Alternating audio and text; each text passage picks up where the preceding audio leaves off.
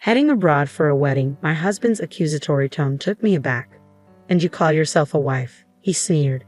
His words stung, casting a shadow over what should have been a joyous occasion. It's not a vacation, I retorted, attempting to explain. I'm attending a wedding ceremony. But my explanation only seemed to enrage him further. Shut up, he snapped. You're married. You shouldn't leave the house. Do you want to get a divorce? The person I once knew as my gentlemanly husband had transformed into someone unrecognizable. Being bored even from celebrating with my best friend felt suffocating, like being enslaved. I reached my breaking point. Look forward to it, okay? I fired back, my frustration boiling over. I'll send you straight to hell in no time. My name is Emily, 29 years old. 2 years ago, I took a leap of faith, leveraging my experience from working part-time during my student days to become an independent entrepreneur. Despite the initial struggles of starting my online boutique, my boyfriend Nick's unwavering support kept me going. He believed in my dreams, even when I doubted myself. You'll be fine, he'd reassure me with a smile. Even if things are hard now, there will surely come a time when you'll succeed. Nick's encouragement became my lifeline, propelling me forward through every setback. I want to support you, Emily, he'd say, his faith in me unwavering. Let's try a little harder together.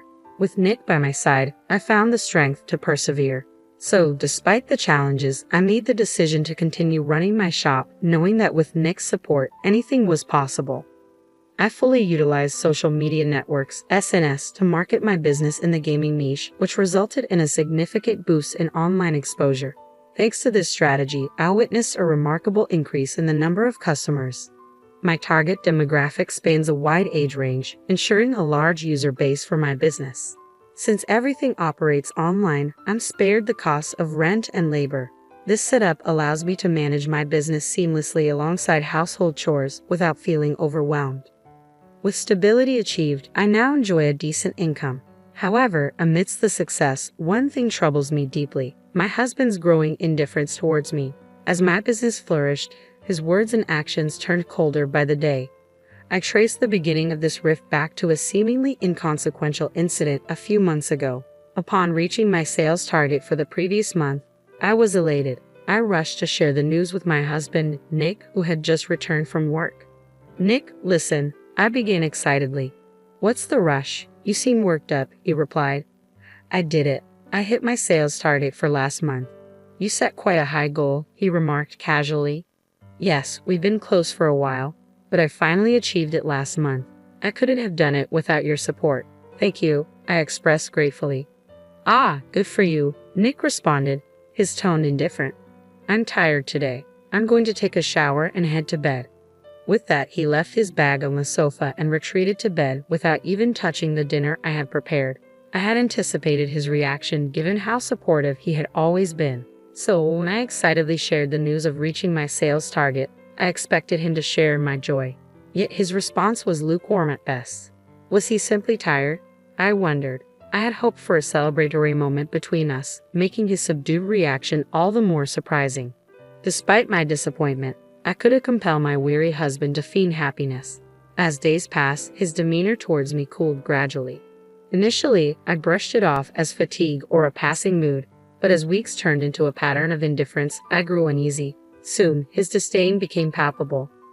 Whenever I sat at my computer, he gloomed behind me, sneering as he peered at the screen.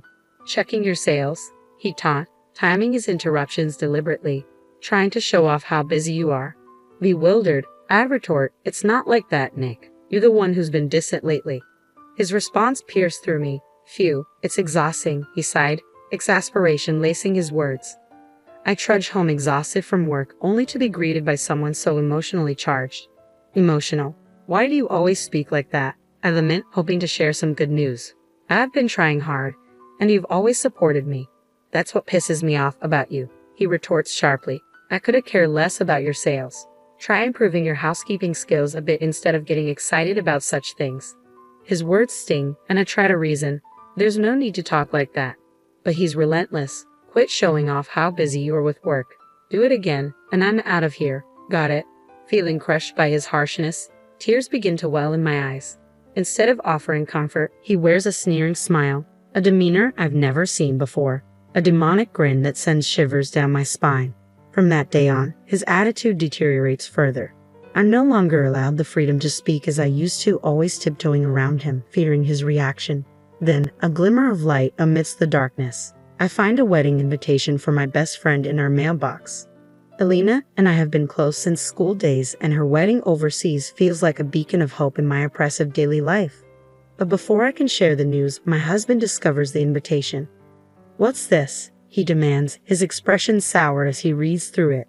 "You're not going, right?" "Of course I'm going," I assert, determined. With a devilish look, he slams his hand on the table.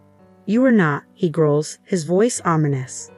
I'm taken aback by his words I've never heard before. "You've got to be kidding me," I manage to utter, stunned. "While I'm working my butt off day in, day out, you're just lounging around at home on the computer. And you're planning on skipping housework again just because of a wedding." "No, you've got it all wrong," I protest. "That's not it. I just want to attend Elena's wedding." "Shut up," he snaps, his tone cutting. "We're married. You shouldn't leave the house. Do you want to get a divorce?" The casual threat of divorce leaves me frozen in place. He continues his tirade mercilessly. "I feel bad for your best friend too, if you're only using her wedding as an excuse to leave home and not to celebrate her marriage." "What are you saying?" I interject, frustration mounting. "It's my best friend's wedding. I'm attending because I want to celebrate it. Just what's so hard to understand?" "Oh, you're so annoying," he retorts, his voice rising in anger. "Quit being so cocky because your business took off. It's your attitude that ticks me off. When will you get it, huh?" His shouting leaves me trembling, fear gripping me. My legs give way beneath me, and I find myself nearly nose to nose with him. Seemingly amused by my reaction, he continues, "Look, you should be grateful. I married a woman like you. You were lucky your business took off, and it was only because of my support. Now, shut up and just do as I say." With a swift motion, he shoves the wedding invitation into the trash can. In that moment, my blood rushes back into my body, but it's not relief I feel. It's fury. He hadn't just discarded my dear friend's invitation, he had insulted my feelings. I was seething with bitterness. I bit down hard on my lip, realizing the resentment building inside me was unforgivable. Who did he think he was? Just because he despised me didn't grant him the right to control me. I was not his slave. Being his wife did not make me his possession. If my days were to continue like this, I decided I might as well be the one to disrupt it all. I didn't care anymore. I was attending Elena's wedding, no matter what. Without resistance, I quietly bided my time until the day of departure, meticulously planning my overseas trip to avoid detection. On the morning of the flight, my silent compliance seemed to have paid off. He was too preoccupied with his usual nagging at the front door to notice. "Don't skip your chores today. Make sure dinner is ready. Don't you ever go against me, okay?" he chided, oblivious to my plans. "I know. Have a good day," I replied, masking my frustration. "Phew, you've got it easy, don't you? You get to lounge around at home every day. I wish we could switch places." "Yeah, I was the one who pushed you to have your own line," he retorted. "I wish you were more grateful. Maybe I'll cut back my contribution to the household expenses from next month. It doesn't make sense for me to be the only one struggling." With every muttered grievance, my resolve hardened. Suppressing the urge to argue, I waited until he was out of sight. As soon as he left, I sprang into action. Grabbing the suitcase I had prepared, I called a cab and headed straight for the airport, leaving behind the suffocating confines of home. Upon arrival, Elena greeted me with open arms, but as I reached for my phone, it rang, displaying my husband's name. He must have realized I was gone, and his voice exploded with fury as soon as I answered. "Hey Emily, where are you?" he barked. "Without even having dinner ready?" "I'm at Elena's wedding," I replied firmly. "What wedding?" he sneered. "I told you not to go. You broke your promise," he accuses, his voice sharp with anger. "I never said I wouldn't go. I also don't remember making such a promise," I retort calmly. "Don't mess with me. I've disciplined you over and over not to leave home. You're my wife, after all," he asserts. "Disciplined? What are you talking about? That's just you forcing me to put up with your selfish expectations," I counter, my defiance evident. Perhaps angered by my refusal to yield, he explodes. "That's it. We're getting a divorce. Look, if you don't want that, come back home now. Got it?" Without waiting for my response, he abruptly ends the call. But his ultimatum doesn't sway me. My mind is already made up. After my best friend's wedding, I spend a day sightseeing before returning home. I plan to have a talk with my husband, but he's nowhere to be found. Instead, I find divorce papers on the table, already signed. And that's not all. My work computer lies in ruins, smashed to pieces. It's a deliberate statement, a final act of retaliation. But there's no love left between us. I signed the divorce papers without hesitation, packing my things into my suitcase once again. With the papers in hand, I head to my parents' house. En route, I stop by the city hall and submit the divorce papers, sealing the end of our marriage. When I reached my parents' house, I laid out the whole ordeal for them. Initially surprised, their expressions hardened as they listened. If Nick had been there, my father would have surely taken action. As I settled into my childhood home, which I hadn't visited in ages, my phone rang. It was a call from my husband. I hadn't expected to hear from him so soon. Without hesitation, I answered, "Hello. It's been a while, Emily. You're back in the country, huh?" He remarked casually. "I got back today." "So what?" I replied tersely. "You're cold, huh? Oh, maybe you're shocked that I filed for divorce, huh?" He continued, his tone condescending even over the phone. "Relax, I'm not serious either. I just wanted you to reflect on yourself, so I gave you a little scare." "Reflect on myself? What for?" I retorted. "You went abroad without my permission and had the time of your life," he accused. "Attending Elena's wedding doesn't justify it." "So you're persistent. That's what you mean by having the time of your life? Leaving your husband behind, abandoning your housework, and going on an overseas trip? You're disqualified as a wife, you little chicken," he taunted. "Enough already. Who do you think you are? Just because we're married, just because you're my husband, you think you have the right to control everything." I shot back, my frustration boiling over. "I've had enough, Emily." "Enough is enough," he'd exploded, his frustration palpable. "In the end, you just can't stand that I'm successful at work, right?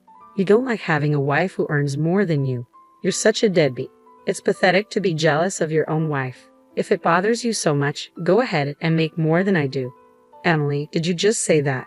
I'm seriously gonna break up with you," he threatened. "Go ahead. In fact, we're already divorced." I fired back, my voice unwavering. "What? I filed for divorce. There's no way I can continue being married to a piece of trash like you. Just so you know, if you think you can break me with such threats, you've got it wrong. I'm not gonna let you manipulate me. Don't ever show me that disgusting face of yours again, you jerk." He fell silent, evidently shocked by my harsh words. I seized the opportunity to end the call with a firm goodbye before hanging up. Afterwards, I hired a lawyer and billed him for the desktop he destroyed. Moreover, the text and voicemail messages came in handy. His attempts to control my actions and his constant verbal abuse were proven, allowing me to collect damages. As a result, his savings dwindled and he was left in debt. His parents refused to help him, saying it was his own doing, and he ended up having to borrow money from loan sharks. Now, he's stuck in a vicious cycle of borrowing to pay off debt, wandering in his own hell. He was never a high flyer, and I heard that he made mistake after mistake at work, eventually being sidelined. On the other hand, I've been living at my parents' home since the divorce. Thankfully, my current job doesn't tie me to a particular location. I can continue my peaceful life at home, and my parents are happy to have me stay with them. This lifestyle will likely continue for a while. Marriage isn't the only way to happiness. The most important thing is to have a family that cares for you. I've come to realize this once again.